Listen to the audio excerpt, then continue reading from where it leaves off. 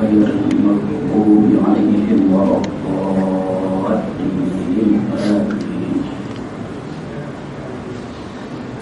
السلام عليكم ورحمة الله وبركاته. بسم الله الرحمن الرحيم. الحمد لله الذي أرسل رسوله بالهدى ودين الحق ليظهره على الدين كله ولو كره الكافرون. أشهد أن لا إله إلا الله وحده لا شريك له وأشهد أن سيدنا محمدا عبده ورسوله. والصلاة والسلام الأتمان الأكملان على سيدنا محمد عبد الله إمام المتقين وقائد الدعاة المجاهدين وعلى آله وصحبه ومن تبعهم بإحسان إلى يوم الدين. سبحانك لا علم لنا إلا ما علمتنا إنك أنت العليم الحكيم. رب اشرح لي صدري ويسر لي أمري واحلل عقدة من لساني يفقهوا قولي. ربي يسر ولا تعسر. ربي تمم بخير وبر. اللهم زدنا علما وارزقنا فهما. بسم الله الذي لا يضر مع اسمه شيء في الأرض ولا في السماء وهو السميع العليم. أما بعد، أحييكم بتحية إسلامية تحية مباركة شاملة كاملة طيبة من عند الله عز وجل الذي أرسل رسوله بالهدى ودين الحق ليظهره على الدين كله ولو كره الكافرون. وأنزل عليه القرآن الكريم المجيد بلسان عربي مبين أي باللغة العربية الفصيحة. Tuan-tuan muslimin dan muslimat, hadirin dan hadirat, tuan-tuan imam, syara, muslimin dan muslimat, hadirin dan hadirat yang dirahmati Allah Subhanahu wa taala sekalian. Alhamdulillah, segala puji-pujian bagi Allah Subhanahu wa taala, Tuhan semesta alam. Salawat dan salam ke atas junjungan besar Nabi Muhammad sallallahu alaihi wasallam, ke atas para keluarga Ahlul Bait Nabi sallallahu alaihi wasallam, dan juga kepada para sahabat radhiyallahu alaihim ajma'in, dan para tabi'in, para tabi'in, tabi'in, dan sekalian muslimin, muslimat, mukminin dan mukminat sehinggalah ke hari kiamat. Alhamdulillah, bersyukur kehadirat Allah SWT. Sekali lagi saya hadir di Masjid Al-Abrar Semangkuk. Masjid Al-Abrar, Masjid Al-Abrar maknanya orang yang baik-baik. Dalam bahasa Arab perkataan bir maknanya kebaikan, kebajikan. Al-bar maknanya orang yang baik. Al-Abrar maknanya ramai orang yang baik-baik. Jadi masjid ni dulu namanya Masjid Semangkuk, kemudian dinamakan banyak masjid dulu, Masjid Semangkuk, Masjid Duyung, masjid nama berdasarkan qaryah ataupun kampung. Tapi selepas daripada itu dinamakan masjid tersebut dengan nama-nama tertentu. Jadi Masjid Semangkuk ini akhirnya dinamakan dengan Masjidul Abrar, iaitu masjid orang yang baik-baik, Al-Abrar. Innal abrara lafi na'im.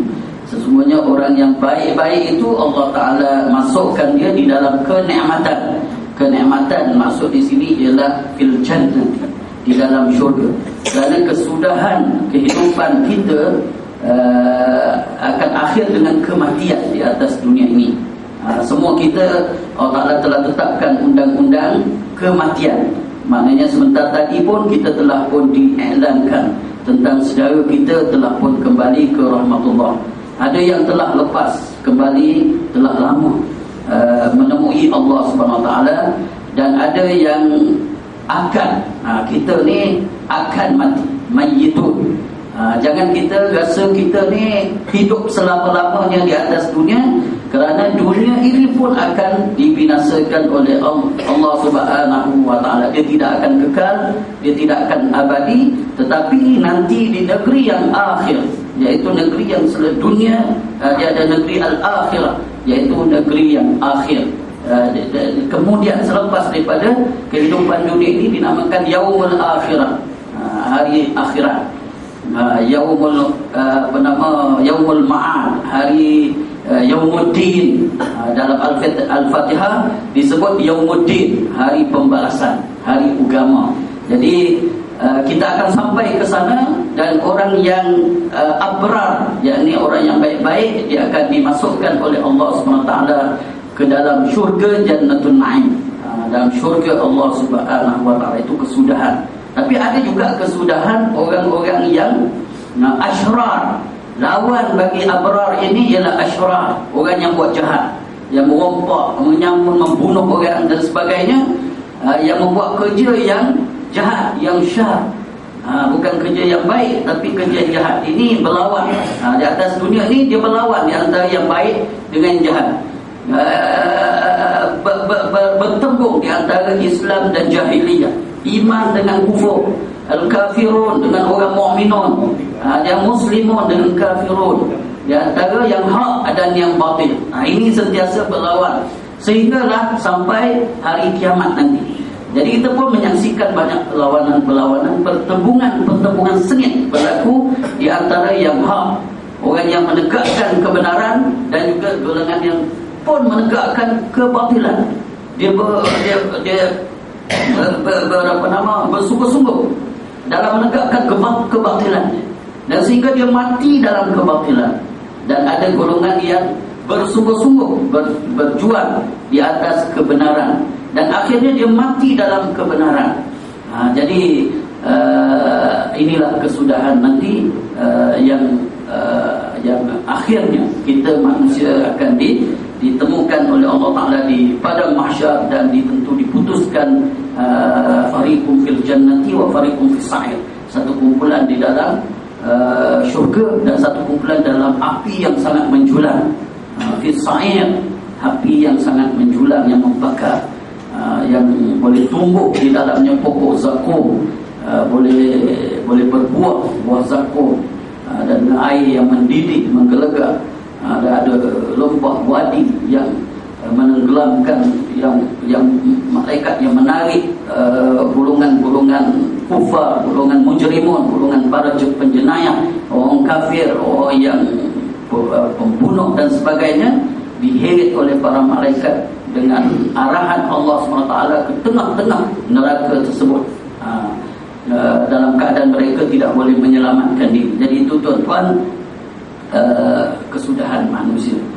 Alhamdulillah, kita juga bersyukur kepada Allah SWT di atas segala nikmat yang Allah SWT kurniakan kepada kita. Setiap hari, setiap masa, setiap saat, setiap detik, Allah Ta'ala berikan rezeki yang melimpah ruah kepada kita. Apa saja, macam-macam ada pada kita. Kalau kat Malaysia ni memang serba-serbi ada, boleh kita dapat. Kita ada macam-macam makanan kita boleh makan. Kita tak dengar di Malaysia, negara kita ini, orang yang mati kebuluran, mati kerana tidak dapat makan. Kerana di negara kita ini rezeki melimpah ruah. Yang kita dengar ialah orang mati kerana banyak makan. Itu ada kita dengar, mati kerana kena penyakit-penyakit yang disebabkan kerana terlampau banyak makan. Penyakit kencing manis dan sebagainya, penyakit kegemukan dan sebagainya lah. Semuanya berpunca daripada kerana kita terlampau banyak makan. Ada di negara lain yang tak makan pula, yang mati kebuluran, kerana kemarau, kerana peperangan, kerana kesempitan hidup, kerana kefakiran dan seumpamanya. Maka dia dia mati dalam keadaan kelaparan. Dan kita ada macam-macam minuman yang kita boleh minum pada hari ini, macam-macam jenis minuman, buah-buahan, perahan, baik syai, pok dan sebagainya, kita boleh minum. Dan kita tidak pernah dengar di Malaysia ini orang mati kehausan. Di negara lain ada yang mati kerana kehausan, nak dapatkan minuman pun payah, nak dapatkan seteguk air pun payah. Tapi kita alhamdulillah, banyak majlis-majlis yang dihidangkan dengan makanan dan juga minuman. Kita ada macam-macam pakaian Allah Ta'ala berikan kepada kita, dengan macam-macam pakaian. Kita tak pernah dengar pun ada orang yang berjalan ke sana sini dalam keadaan tidak berpakaian. Semua ada pakaian, dan ada sepatu yang cantik-cantik, ada macam-macam lah.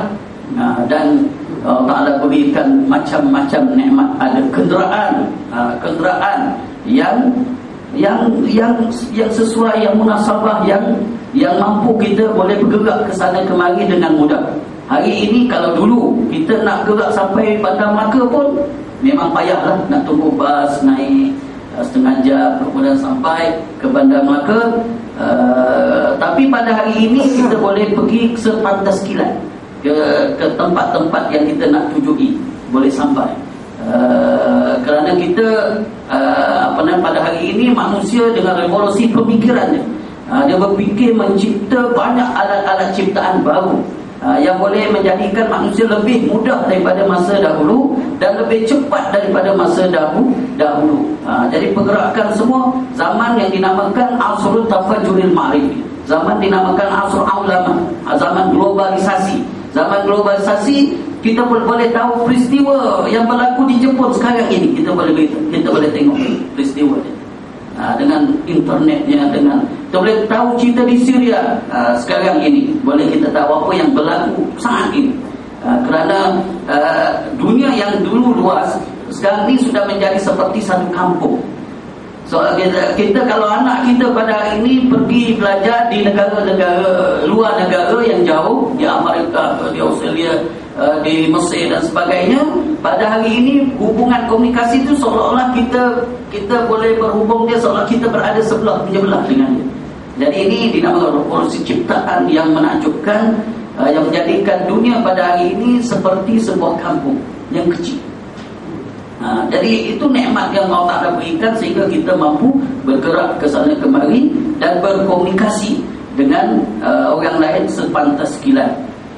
Jadi Allah SWT berikan nikmat yang sangat banyak sehingga kita tidak mampu nak hitung, nak kira satu-satu nikmat yang ada pada diri kita. Dengan mata kita, telinga kita, hidung kita, mulut kita, kaki, tangan kita, ini pun kita tidak mampu nak menghitung. Sebab itu dalam Al-Quran Allah Ta'ala sebut wa in ta'uddu ni'matallah la tuhsuha.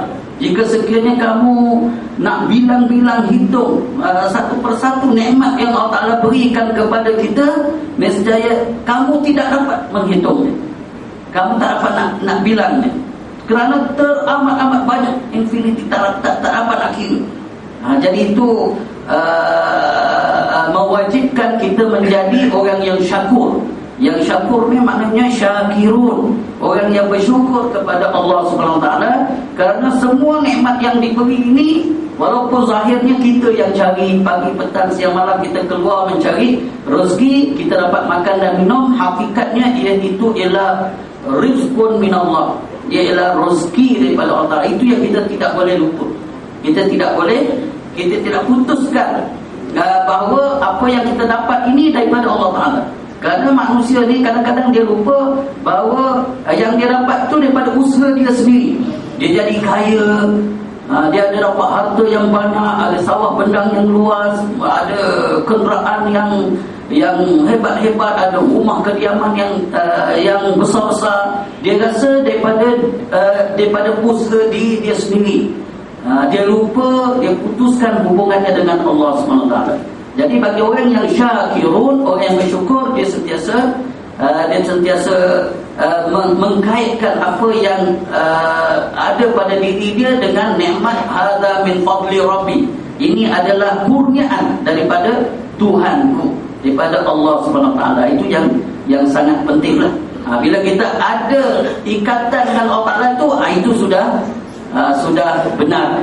Maknanya kita telah berada di atas sirat mustaqim. Kita telah berada di atas satu track atau satu landasan yang betul perjalanan kita. Kerana kita semua perkara kita hubungkan dengan Allah Subhanahu Wa Taala. Walau bagaimanapun tuan-tuan, segala nikmat yang kita dapat ni, segala nikmat makanan, minuman, pakaian dan segala serba-serbi yang kita dapat pada hari ini tidak memberi makna dan erti kepada kita sekiranya Allah tidak memilih kita untuk menerima nikmatul iman wal Islam. Itu yang lebih mustahak.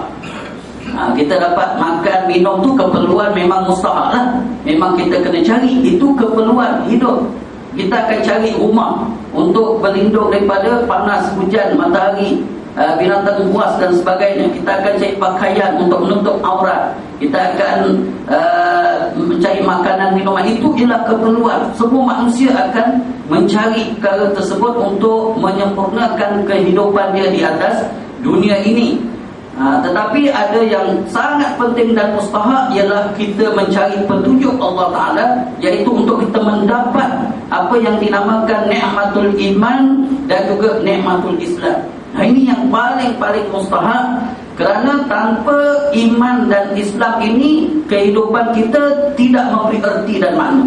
Walaupun kita minal aghniya, orang yang sangat kaya raya, walaupun kita ada wang jutaan ringgit, walaupun kita ada rumah yang banyak, walaupun kita ada banyak anak pinak, walaupun kita ada 1001 macam nikmat yang lain, tanpa iman dan Islam ini, dia tidak menjadi memberi erti dan makna. Dia jadi tiada nilai di sisi Allah SWT.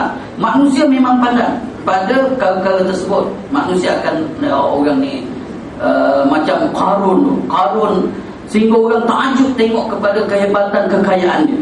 Tapi akhirnya harta-harta dia semua ditenggelamkan oleh Allah SWT, telan oleh bumi. Tapi kita hari ini cari pula harta Qarun. Harta Qarun itu ialah harta yang dilaknat oleh Allah Ta'ala. Tapi mencari harta dibenarkan. Mencari harta, carilah banyak macam mana, dibenarkan oleh Islam. Asal saja dia menunaikan hak-hak dia sebagai orang yang kaya. Bila sampai nisab dia, sampai apa semua, dia kena keluarkan zakat.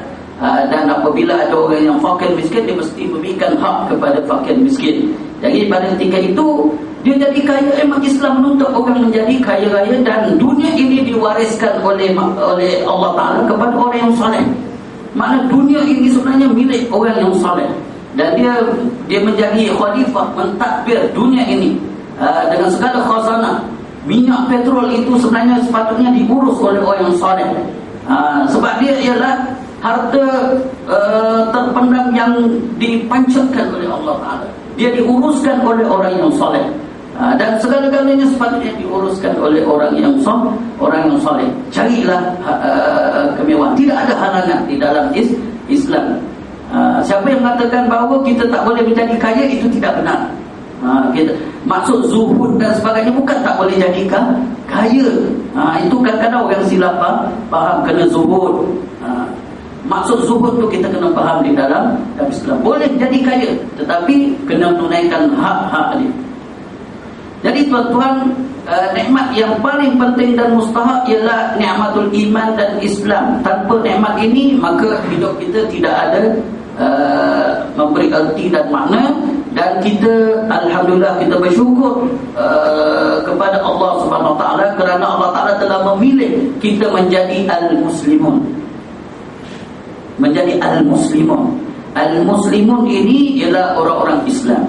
Mufrad dia ialah muslim, jamaah dia ialah al-muslimun. Dan Allah SWT menamakan hamba yang dipilih, yang tunduk kepada perintah Allah SWT ini sebagai al-muslimun. Allah Ta'ala sebut lafaz muslimun itu dalam Quran. Maknanya lafaz al-muslimun ialah satu lafaz yang keramat, satu lafaz yang karamah. Keramat ini maknanya yang penuh dengan kemuliaan, dengan keagungan, dengan ketinggian, dengan fadilatnya, dengan kehebatan.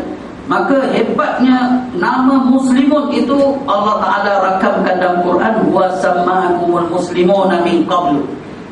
Dia, yakni Allah Ta'ala telah menamakan kamu ini muslimun sebelum daripada itu, wa fi hadza, dan sekarang ini liyakuna rasulu alaikum syahida, supaya rasul itu, yakni Nabi Muhammad sallallahu alaihi wasallam, menjadi saksi ke atas kamu, wa takunu syuhada 'alan nas, dan kamu pula orang Islam akan menjadi saksi kepada sekalian manusia.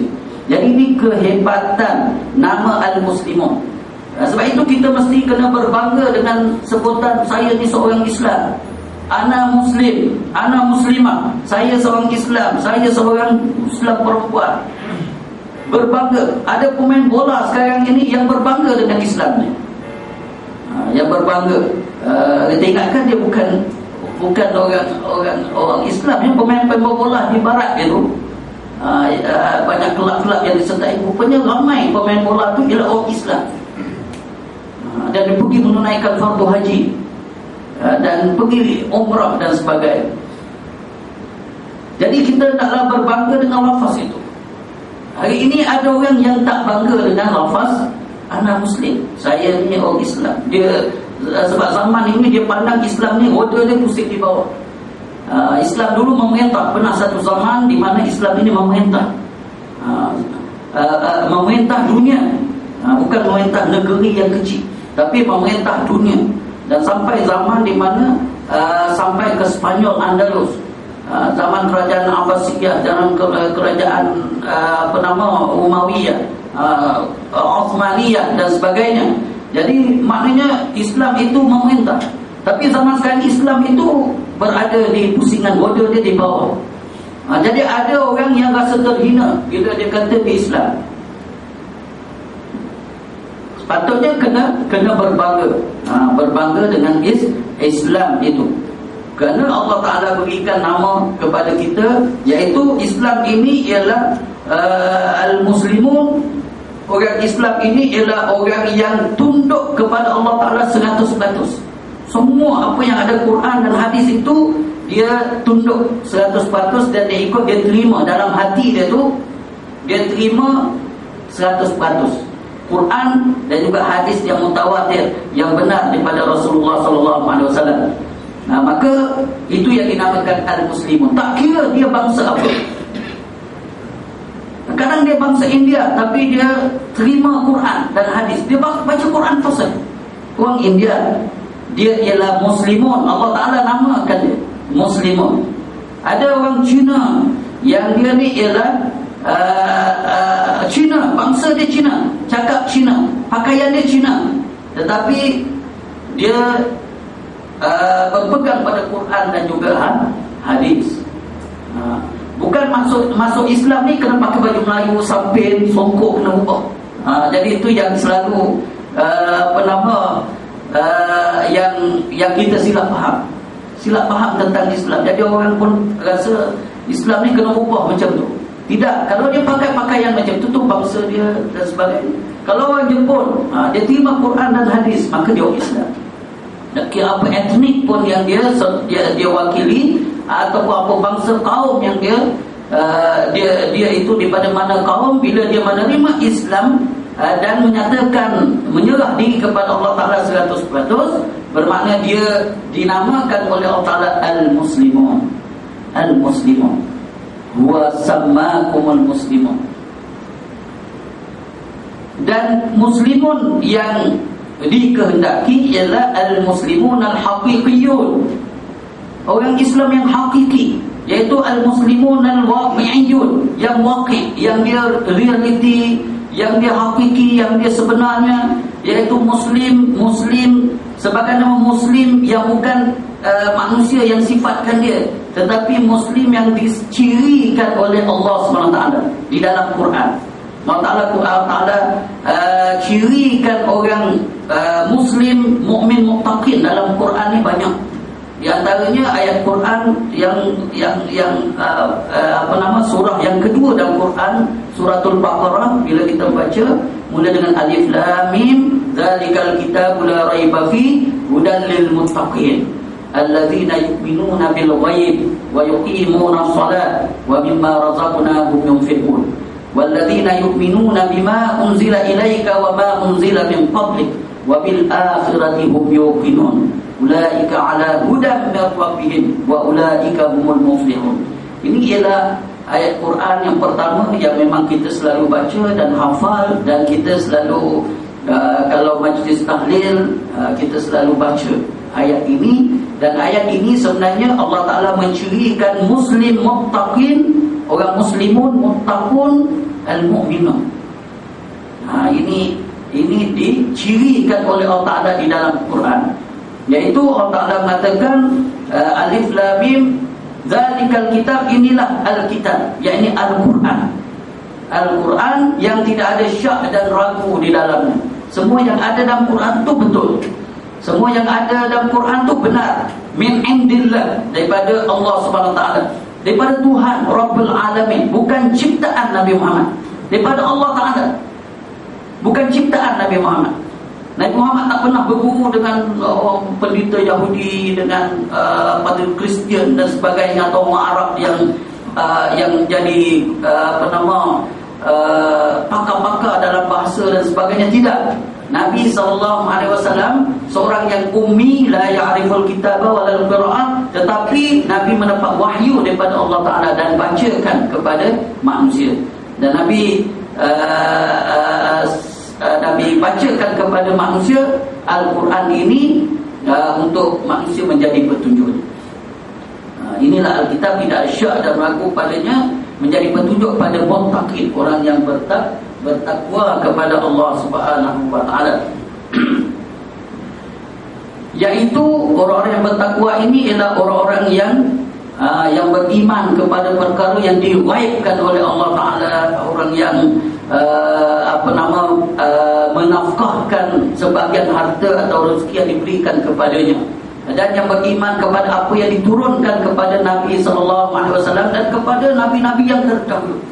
Kepada Nabi-Nabi yang terdahulu diturunkan kitab Injil, Taurat, Zabur dan lain-lain diturunkan kepada Nabi-Nabi terdahulu. Kita percaya dan kita membenarkan, dan semua para rasul, para anbiya ini membenarkan di antara satu sama lain.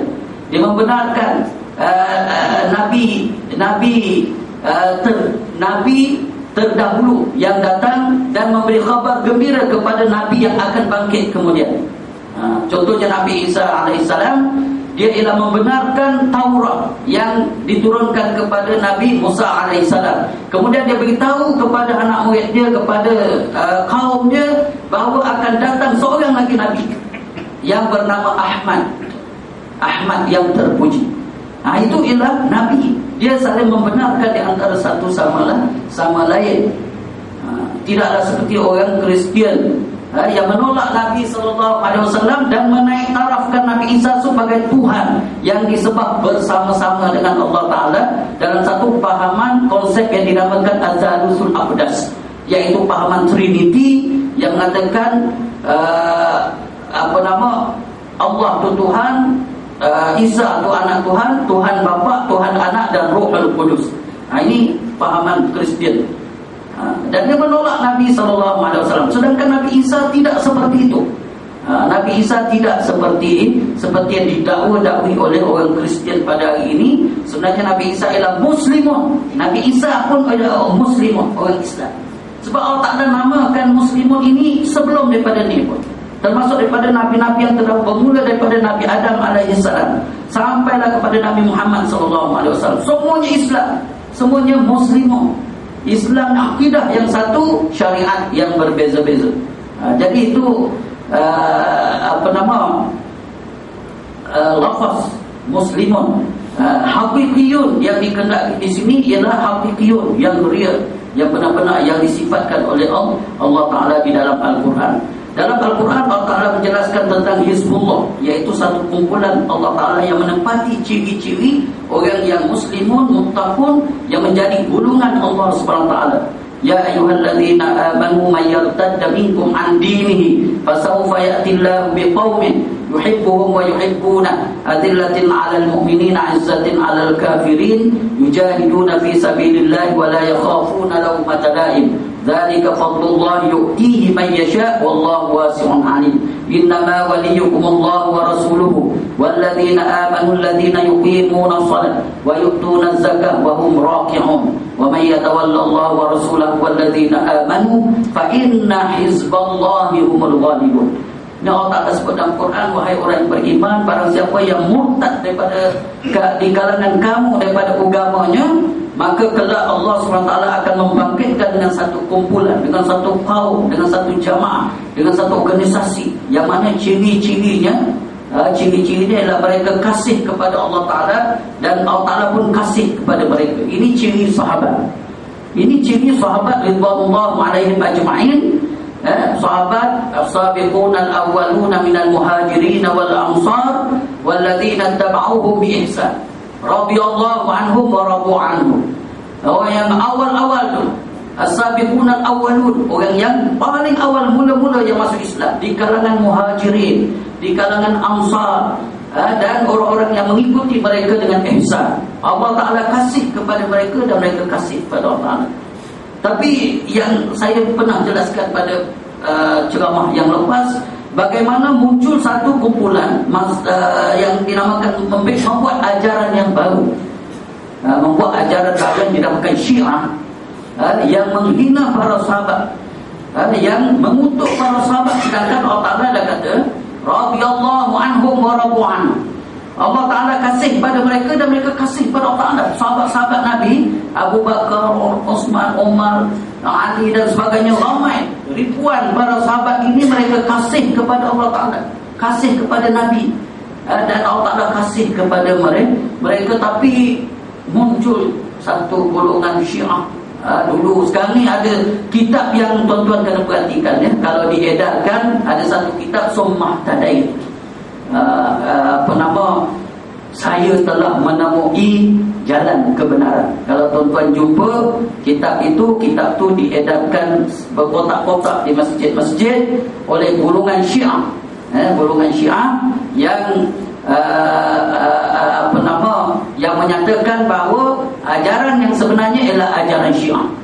Bila kita kaji ajaran Syiah sedalam-dalamnya, kena kaji sampai ke akar umbinya, sampai ke kitab-kitab muktabar dia, maka kita jumpa bahawa mereka berpegang kepada pahaman, mereka kata mereka mazhab Ahlus Sunnah dan mazhab Ahlul Bait. Mazhab Ahlul Bait ni ialah mazhab yang mengasihi Ahlul Bait Nabi SAW. Tapi itu pun ada perbahasannya. Jadi tuan-tuan kalau kaji bersama dalam, tuan-tuan akan mendapati bahawa Syiah ini kebanyakan golongan dia ialah yang mengatakan bahawa para sahabat ini telah merampas hak khilafah daripada Sayyidina Ali. Jadi ini dulu saya pernah jelaskan. Sekarang ini di Malaysia disebarkan kitab-kitab. Dia akan mengutuk para sahabat, di antaranya Abu Bakar, Umar, Osman, dia akan kutuk, dia akan hina kerana merampas jawatan khalifah, dan dia mengatakan sahabat-sahabat ni kafir. Ini yang lebih dahsyat lagi. Yang tak kafir 4 orang saja sahabat. Yang pertama Salman Al-Farisi, Al-Miqdad bin Al-Aswad, Abu Zar Al-Ghifari, dan juga Ammar bin Yasir. 4 orang ni saja dia kata tak kafir. Ini kalau kita rujuk lebih mendalam lagi, fahaman Syiah yang sangat sesat. Dan saya pernah jumpa kita bila kita kita kesan Syiah ini dia mencerca para sahabat, kita mencari bukti.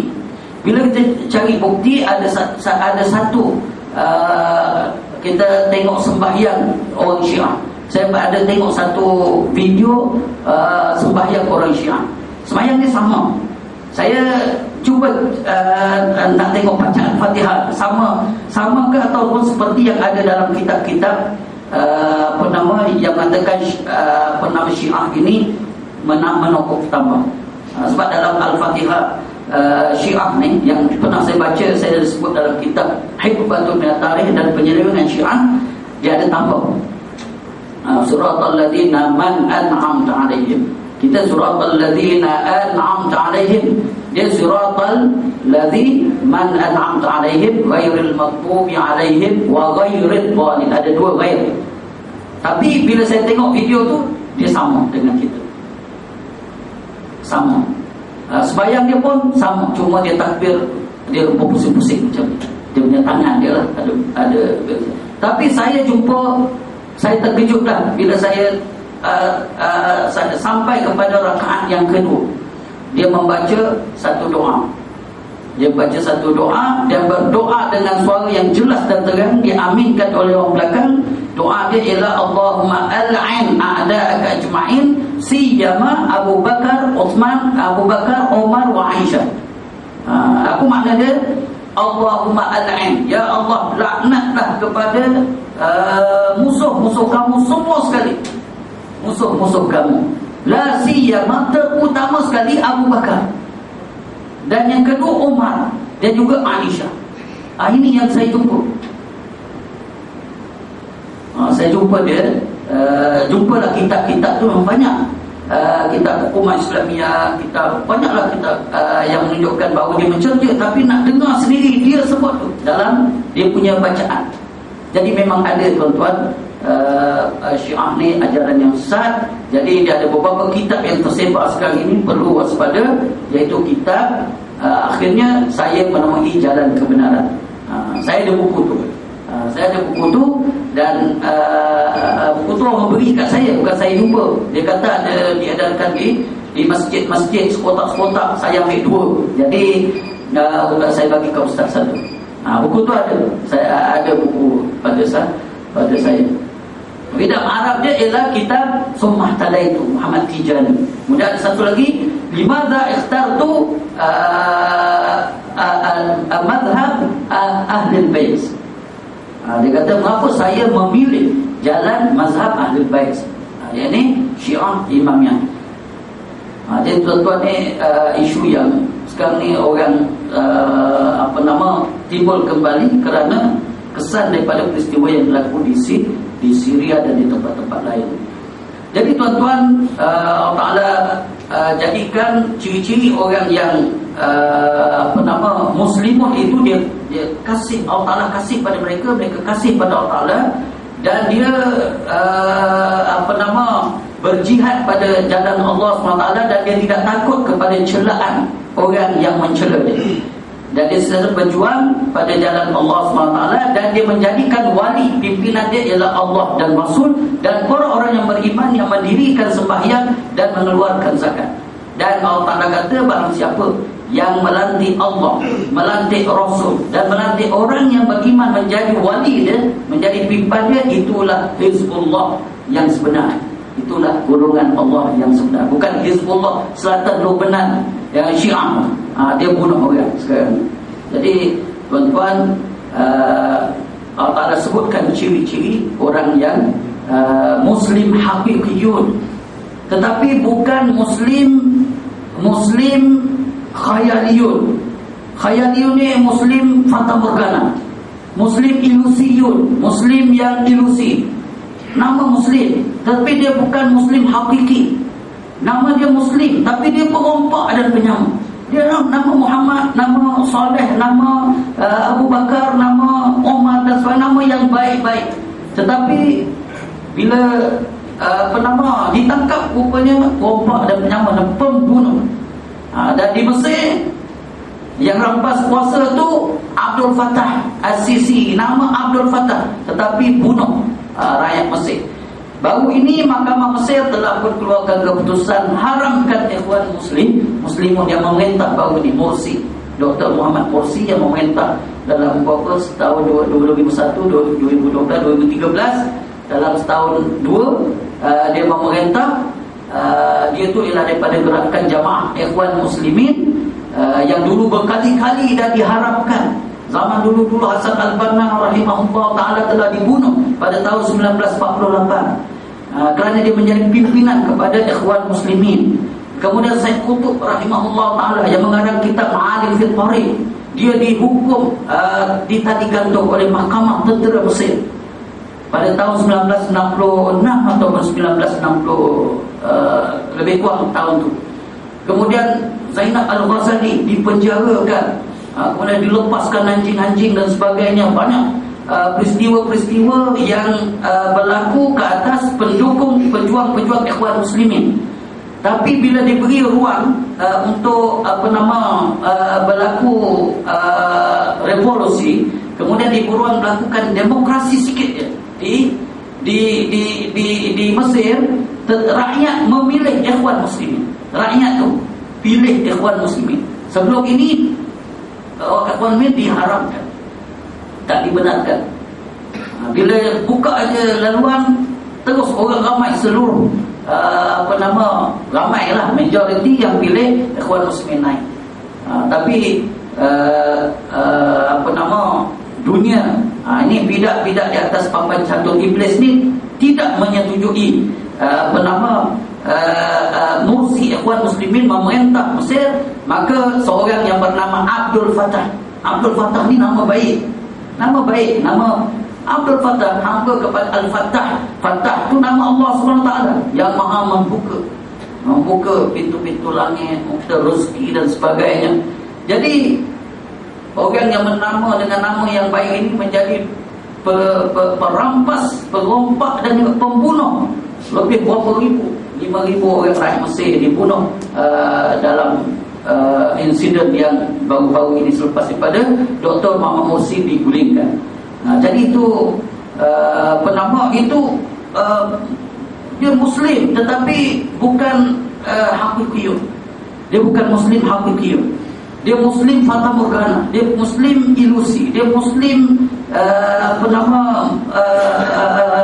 Muslim pada kebenaran, Muslim pada nama saja, tapi hakikatnya cirinya semua ialah ciri-ciri kufar, penjenayah, perompak dan sebagainya, pembunuh. Jadi Muslim ilusi inilah yang pernah disebut oleh Rasulullah SAW.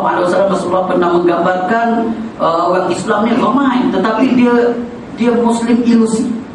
Dia ramai. Kalau kita lihat pada hari ini, di dunia pada hari ini, orang Islam ni paling ramai di atas dunia. Ramailah.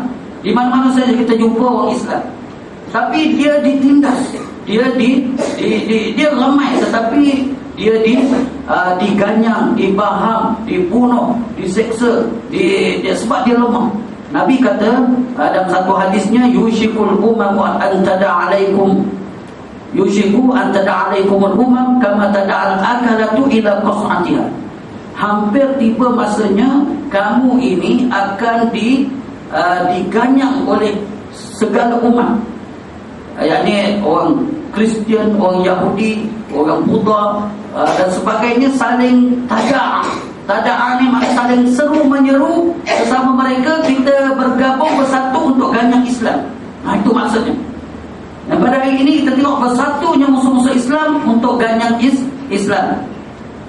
Bila Nabi sebut, Nabi membuat kiasan. Nabi kata kamu akan diganyang begitu dahsyat, sama seperti satu sekumpulan orang yang kelaparan nak makan, dia menghadapi satu talam hidangan yang lazat. Maka masing-masing pun ramai-ramai mengerumuni talam hidangan tersebut dan memakan talam hidangan tersebut. Bila sahabat Nabi mendengar keadaan situasi yang sangat dahsyat berlaku ke atas umat Islam, maka seorang sahabat bertanya, wa min qillatin nahnu yawma idzin ya Rasulullah, adakah pada ketika itu kami ni sikit-sikit saja, kami ni sikit-sikit sehingga begitu ramainya orang menghentak kami? Nabi kata, bal antum katsir, bahkan kamu pada ketika itu ramai, jumlah kamu banyak, majority. Walakinnakum usa'un ka usa'is sayl, akan tetapi kamu ini seumpamanya buih di lautan. Buih waktu datang banjir. Jadi buih itu dia tidak ada kekuatan, dia dalam dia itu kosong.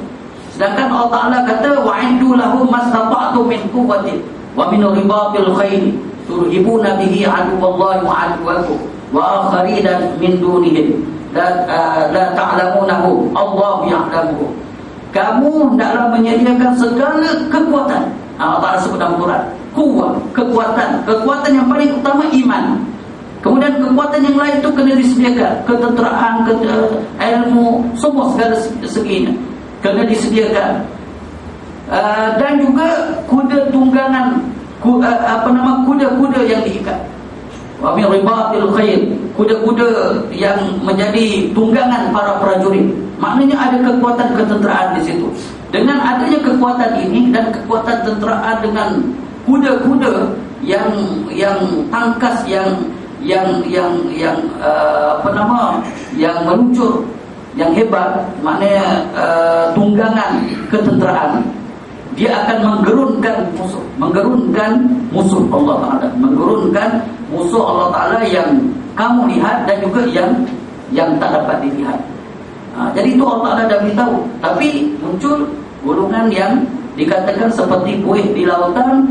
Kemudian Nabi kata, Allah Ta'ala sudah wala yanzi'annallahu fi qulubi bi suduri aduwwikumul mahabbata minkum. Allah Ta'ala sudah tarik perasaan gerun daripada hati musuh-musuh Allah Ta'ala terhadap kamu. Dia tak gerun lagi.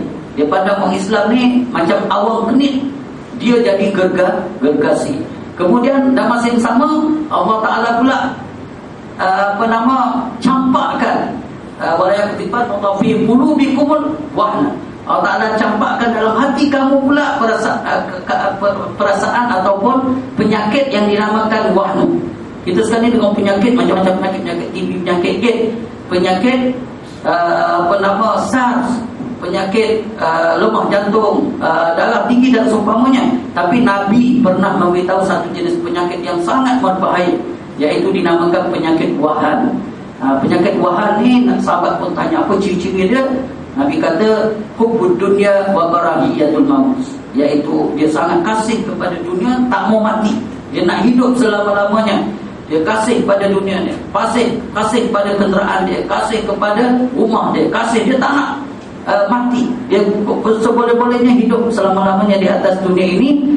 Dan karahiyatul maut, dan dia sangat takut dengan kematian. Sangat takut dengan kematian.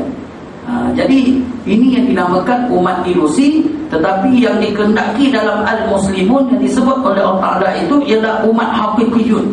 Muslimun haqiqiyun yang telah memenangkan Islam di dalam peperangan Badar.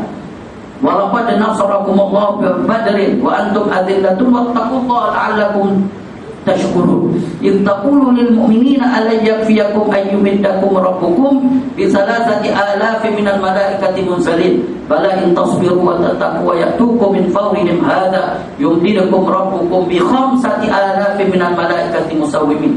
Dan demi sesungguhnya kami, yakni Allah Ta'ala, telah memberikan kemenangan kepada kamu wahai tentera-tentera Islam di dalam peperangan Badar. Sedangkan kamu pada ketika itu lemah. Orang Islam lemah, 313 orang lawan musyrikin 1000 orang. 3 kali ganda kekuatan orang musyrikin. Orang Islam 313 orang. Tapi Allah Ta'ala kata kam min fi'atin qalilatin ghalabat fi'atan katsiratan biiznillah. Berapa ramai jumlah yang sikit boleh kalahkan orang yang ramai. Dan berapa ramai pula orang yang banyak dikalahkan. Kerana yang ciri yang disebutkan tadi, iaitu banyak tetapi tidak ada kualiti. Tapi ini sikit orang Islam, sikit atas nama Islam, dia menang dalam peperangan Badar. Orang Islam 313 orang saja. Bila berlaku peperangan, tentera Islam menang. Kerana Nabi SAW telah memberikan kata-kata perangsang kepada tentera muslimin yang akan berjuang di Badar. Apakah tidak cukup Allah SWT membantu kamu dengan menurunkan 3,000 tentera malaikat yang diturunkan daripada langit? Jadi dalam peperangan Badar tu malaikat turun. Jumlah orang Islam 300 tadi dah jadi 3,000. Orang musyrikin 1,000 dah jadi. Bila berlaku peperangan tersebut, orang musyrikin pula nampak orang Islam ni 3 kali ganda besar kekuatan. Rupanya malaikat sudah turun berbaris termasuk malaikat Jibril. Dan bila dia nampak, dia rasa gerun. Musuh rasa gerun. Bila dia gerun, itu maknanya kekalahan. Maka Allah Ta'ala kata bala intasbiru, jika kamu bersabar, jika kamu bertakwa, dan jika sekiranya tentera-tentera musuh datang menyerang kamu dalam keadaan seketika itu juga, nescaya Allah SWT akan membantu kamu dengan 5,000 tentera malaikat yang memakai tanda.